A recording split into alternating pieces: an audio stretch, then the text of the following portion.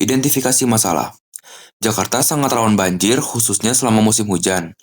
Pada tahun 2007, kota ini menderita dari bencana banjir yang mengakibatkan 76 orang tewas dan setengah juta korban banjir. Jakarta terletak di tanah yang datar 23 meter di atas permukaan laut. Namun, 40% dari daratan di Jakarta, khususnya di daerah utara, berada di bawah permukaan laut. Karena banyaknya kegiatan ekstraksi air tanah dan tekanan dari gedung pencakar langit perkembangan. Selain banjir, Jakarta tenggelam sekitar 5-10 cm per tahun, bahkan bisa sampai 20 cm. Dari tahun 2000 sampai tahun 2050, potensi banjir pesisir sejauh ini diperkirakan meningkat 110,5 km kubik karena penurunan muka tanah dan kenaikan permukaan laut, dan diperkirakan kota Jakarta akan tenggelam seluruhnya pada tahun 2050. Untuk mengatasi hal itu, sebuah studi kelayakan untuk membangun tanggul di Teluk Jakarta telah dilakukan. Proyek ini dikenal sebagai National Capital Integrated Coastal Development atau NCICD Master Plan atau Giant Seawall Jakarta. Proyek ini yang juga memiliki tugas revitalisasi pantai dan yang paling penting membuka visi ke depan untuk Jakarta.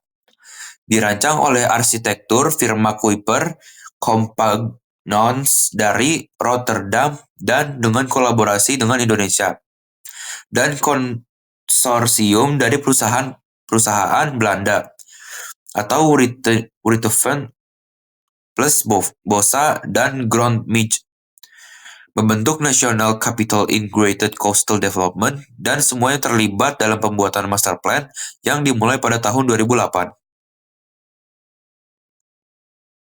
Proyek ini bukan tanpa dampak negatif terhadap lingkungan dan sosial.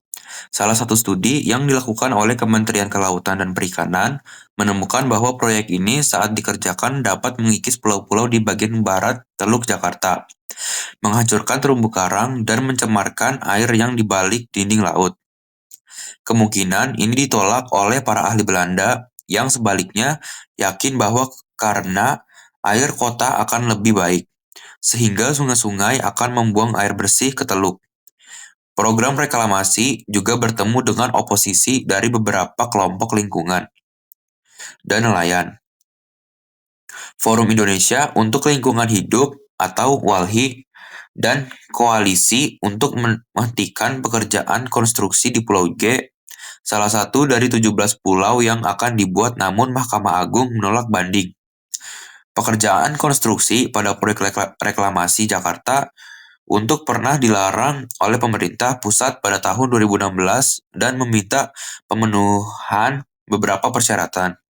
Namun larangan ini telah dicabut pada bulan Oktober 2017. Dasar Hukum. Undang-Undang Nomor 32 Tahun 2009 tentang Perlindungan dan Pengelolaan Lingkungan Hidup Pasal 1.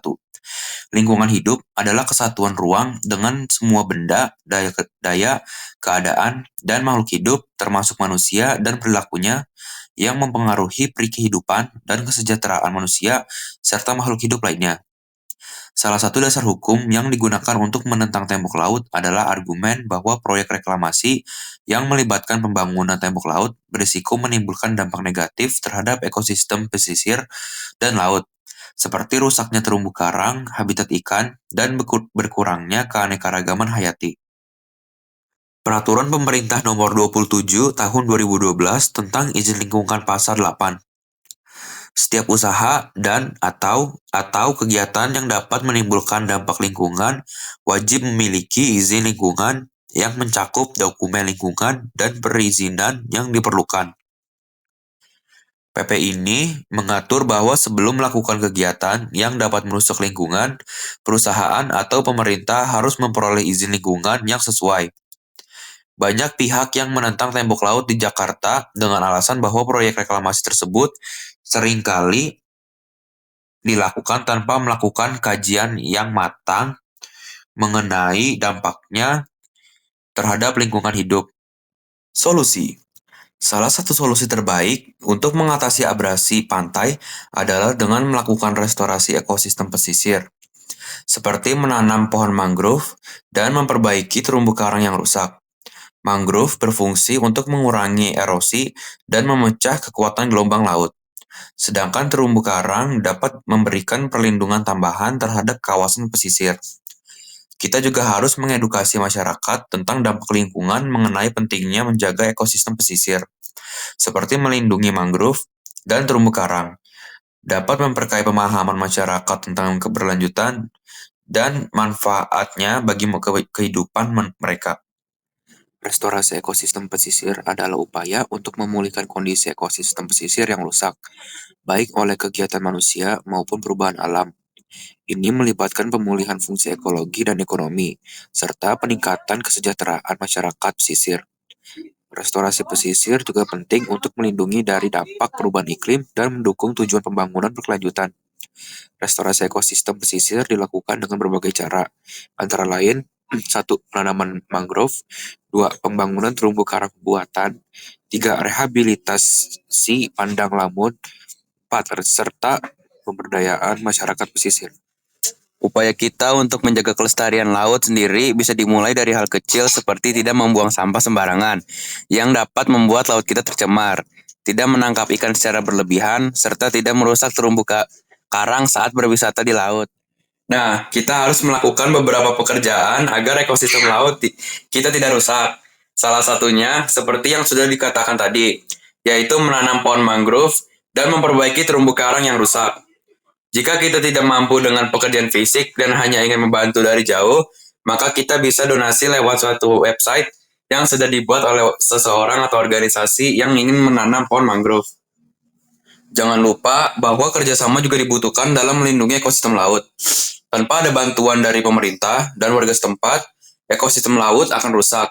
Namun, alangkah baiknya jika ada pencegahan agar ekosistem laut tidak rusak, seperti mengambil tembok lautnya.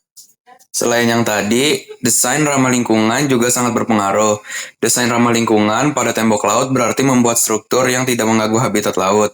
Misalnya dengan menambahkan rongga atau tekstur kasar agar bisa dihuni organisme laut, serta menggunakan bahan yang tidak mencemari air.